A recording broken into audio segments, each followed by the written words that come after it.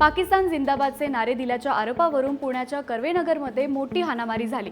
10 मेला Indian people in solidarity with Palestine संघटनेचे कार्यकर्ते कर्वेनगरमधल्या डॉमिनोज पिझ्झाच्या आउटलेट बाहेर निदर्शन करत होते।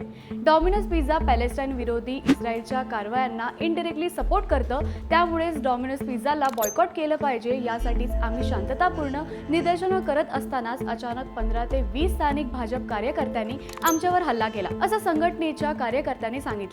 पण भाजप कार्यकर्त्यांनी असा दावा केला की हे आंदोलन करणाऱ्या लोकांकडून हमासला सपोर्ट करणारी पत्रकं वाटून पाकिस्तान जिंदाबाद सारखे नारे देण्यात आले।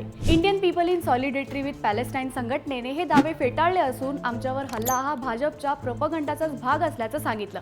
काही दिवसांपूर्वीच पुण्यातल्याच एका विद्यार्थिनीवर पाकिस्तान जिंदाबाद अशी पोस्ट केल्याबद्दल गुन्हा दाखल केला होता। भारत पाकिस्तानमध्ये तणाव असताना आंदोलनकर्त्यांनी खरंच पाकिस्तान जिंदाबादचे नारे दिले का याचा तपास पोलीस करत असून पुण्यात तणाव निर्माण करणाऱ्या कोणत्याही कृतीला खपवून घेतलं जाणार नाही असं पोलिसांनी सांगितलं आहे।